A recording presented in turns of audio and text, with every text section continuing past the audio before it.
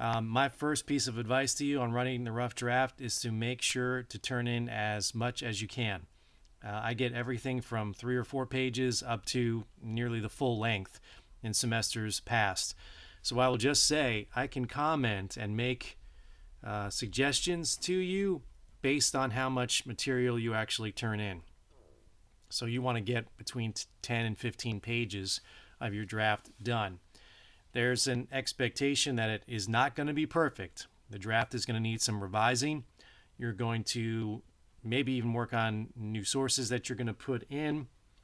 You're going to clean up the writing. There's going to be format issues possibly with your footnotes or endnotes and your bibliography.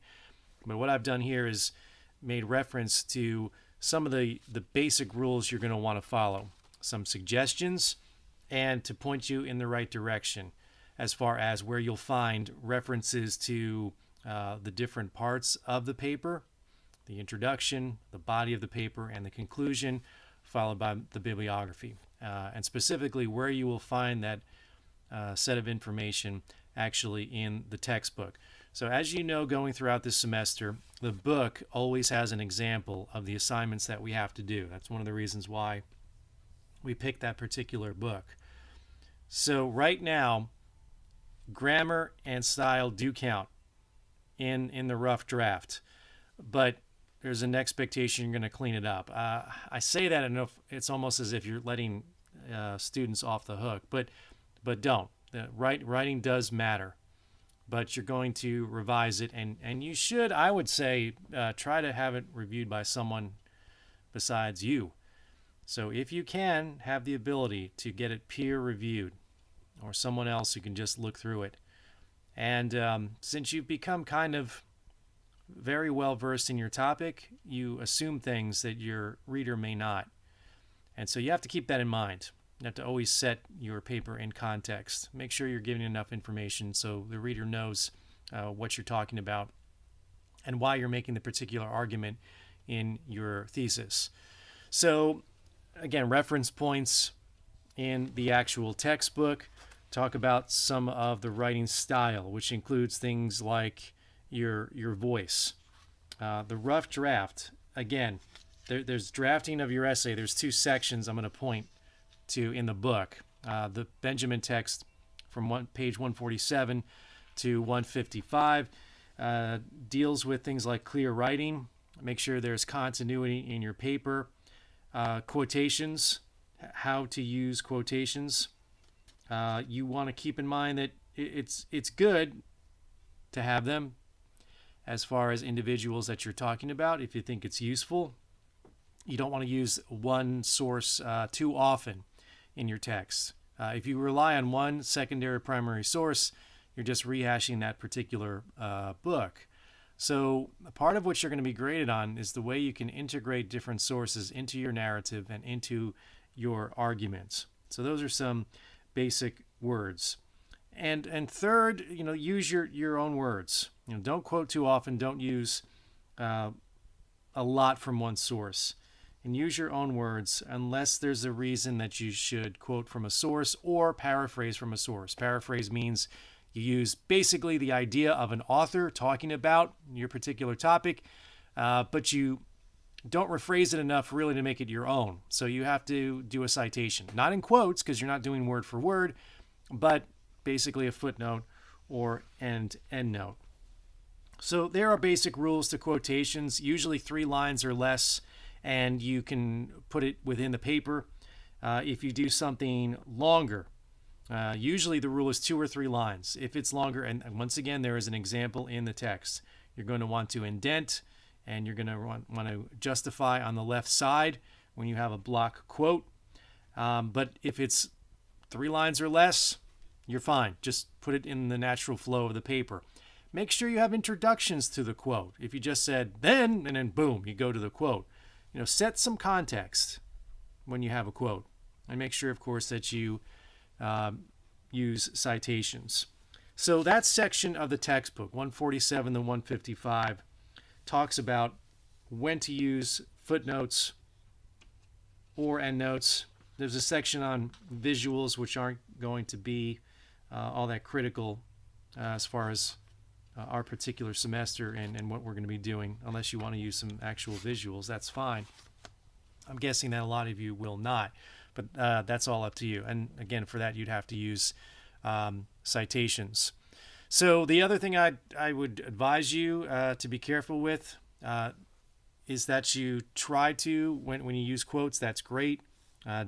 Don't use too many quotes. Don't have block quote after block quote. That's what you see sometimes in papers.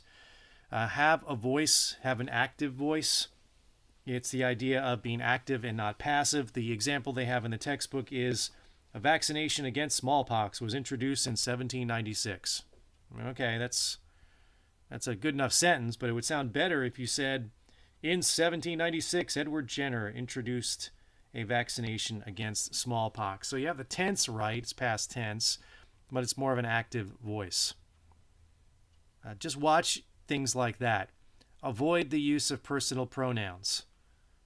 I was really shocked that I don't care. I mean, just write it in a sentence and I can understand that you were shocked or whatever the case may be. This idea of personal pronouns or asking questions, rhetorical questions in papers, is something that should be left behind in grade school. As far as writing a serious scholarly paper in this discipline, we don't have any room for that. So I tried to make comments about that when I saw other submissions that were turned in during the course of the semester. So just keep that in mind. Exclamation points are another thing. Just avoid those. It's not necessary. The other issue you might deal with, because your writing is a little choppy, make sure you link your sentences and your paragraphs very well. Connect the paragraphs. Otherwise, they just kind of jump out one after the other. You want to have flow to the paper. You want them to be cohesive. You want continuity and have a linking sentence. There's, again, examples in the book. If you're not sure about what I'm referencing, go look at those sections of the textbook. Obviously, in the introduction, you want to state your topic and you want to have your thesis in the introduction. So there's certain elements of the paper that the book goes into. And then you have a conclusion. And once again, examples of everything exist in the textbook. If you're not sure of the tone and what type of conclusion you should have, there you go. It's all right there. Now, another example right there in this outline, example of a research paper. So if you're unsure of how a finished product should look, they've got an actual research paper there towards the end of the book. They also have, and you should know this by now, the way that you do citations, primary, secondary sources, the way that you use footnotes or endnotes, and a bibliography, and understanding that we are using that particular style method, which is the Chicago style, which is in our textbook. Okay, whatever else you've used, not interested. We're using this one. Unless you're told by someone else who is going to edit your writing, or if you're submitting something and they tell you to use a different style format. The one that you use when you pick up history books is going to be that Chicago style. So the way that you use citations and how you cite different sources, examples of which are right there in the book. So let's look at a couple of real-life examples, just to let you know what a finished paper might look like. I'm using my own writing because I'm more familiar with it. I mean, when I give a paper at a conference, usually the idea is 15 to 20 pages. And sometimes if you're on a panel where you're timed and you're told, well, you have 15 minutes because there's 4 of you that are going to talk. Usually that takes your draft down to about 12 pages. And this one's about 11. So here you have in the beginning of this, and this is a paper that's going to be presented at a conference. Not necessarily published, although it would have to be expanded to be published. So you have, of course, your intro paragraph and your thesis statement. And the idea is about this particular topic, why John Sibley was important to the United States. And then it's your first citation. So in this particular paper, I used footnotes. I like footnotes. Some people like endnotes. I've got an example of how those look in another bit of writing. They look like this. They come at the end of the paper. Look, this is a book chapter, by the way. This book chapter, basically, you see the numbers for the endnotes, but you don't see the endnotes until they're at the very end of the paper, hence endnotes. So it's up to you. I mean, you can format them, obviously, right there in using Word. They'll automatically set. You'll label them 1 through however many that you have.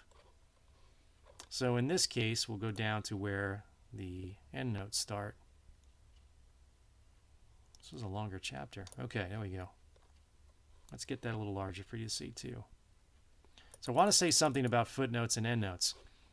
They appear differently in the paper. Endnotes are at the end of the paper. Footnotes are at the foot of the page. But the information that you put in a footnote or endnote is the same. Reference 1 here is simply a book. And there you have all the information correctly as it needs to appear. This is a book. It's a secondary source. So that's the way it should look. Italics, not underlined, italics for the title. You have the place of publication and the press, the year, and the page number.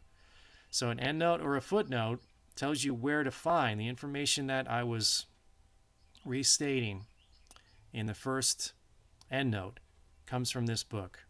Sometimes you'll see, if you get a little bit more, again, sophisticated in your writing, you'll incorporate more than one footnote, which you have here, or more than one source, I should say. Here are 2 books together in one paragraph. So working with multiple sources on a similar topic, I place the 2 sources together. So again, 2 books. Here is a book chapter. So I'm trying to show you different types of sources that you're going to be using. Here's a whopper of an endnote. That's got 4 or 5 sources altogether. The other reason I brought this up is I wanted to show you that when you use a source again, you can abbreviate it.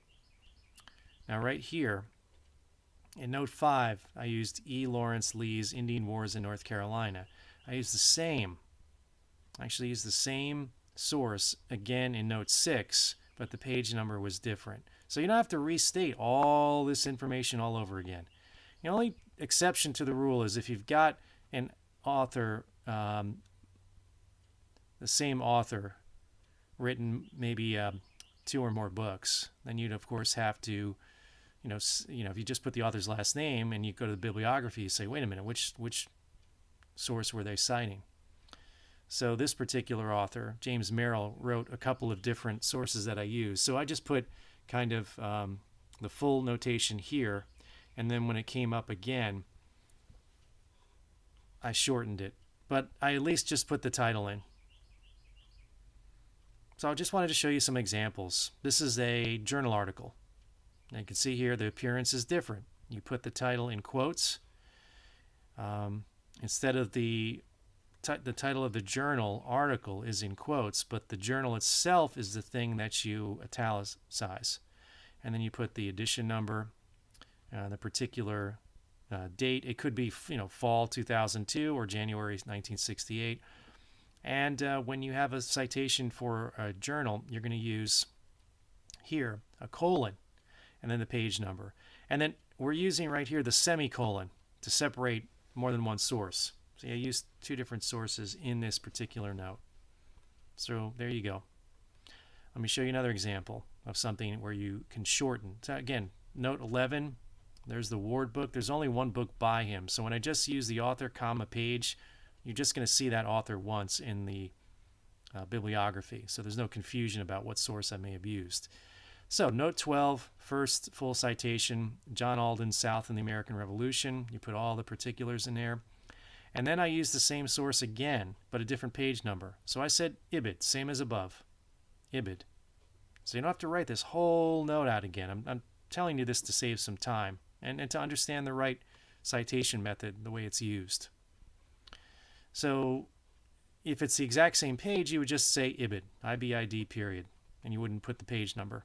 But I use the same source, but a different page number. Okay. Note 15 is a primary source.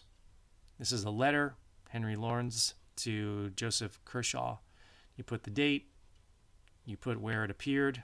This is a printed bound volume of primary sources, and you've got all the information there. And I even shortened it. I said, look, if we use this source again, we're just going to call it PHL, Papers of Henry Lawrence. And there you have it. So all the way through there, that's essentially how you see the different ways you can use an endnote. This is from another bound volume, Griffith Rutherford. This is a letter to the Council of Safety, July 1776, and this is an editor who put together the Colonial Records of North Carolina. And I decided I'd also abbreviate that to NCCR. Okay, so pretty much, see if there's anything else I wanted to show you in this particular. Yeah, here's a quote that kind of flows in the actual paper. And, you know, word for word, you can see that they capitalize some words that today you wouldn't probably, but you want to take it word for word. So there you have that. It goes through there. No need to have a block quote. I'm not sure if this actually has any block quotes in it. But you only use that block quote where you have it kind of separate and indented on the left side when you use more than 3 lines. So that's an example of endnotes. Now, most of you are probably, again, it's up to you. There's no right or wrong. It's not you're going to turn in the final draft and say, oh, you used endnotes, and you won't get as good a grade. It's one or the other. Just be consistent. So here are footnotes. Here's a footnote that is a master's thesis. This is something we have over at our library. So if you find a master's thesis or a PhD thesis, you do a citation for that. Here is a citation that's got 2 different sources together.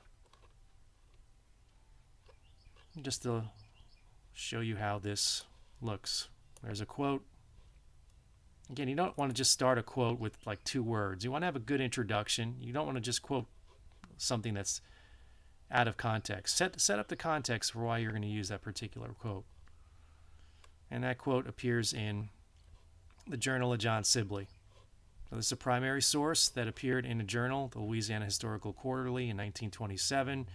And I used a citation. I used a quote that came from several pages there. So there you have it. You notice the difference, remember. Use a colon for a journal or use a comma for the page number, or whatever the case may be. And the way to do that is right there in the book if you're unsure. Here's a letter. This is the governor of Louisiana, William Claiborne, to Thomas Jefferson. Here's the date of the letter. So this is the kind of information you have to put if you're using that kind of primary source. Interim appointment. That's the name of the book. W.C.C. Claiborne letter book, meaning it's a collection of his letters. And we put the editor because he put it all together, place of publication, the press, the date, and the pages. So there you have it. Again, pretty straightforward. And then with the bibliography, well, the bibliography is different. That type of formatting is done to where you have to follow what's there in the actual textbook and follow what you've done in the earlier submission for the bibliography. That's obviously alphabetized with author's last name. You're going to separate the primary and secondary sources. You can keep your journals and books together if they are secondary sources, or you can have a bump out section for journals. That's up to you. Most important thing is that you separate the primary and secondary sources. And you have to make sure that the format is correct. Sometimes it looked like some of you were using, I don't know, some kind of cut and paste, or maybe you were just building a bibliography and you would find a source and put it through some converter. And then you got just a mess. The information wasn't correct.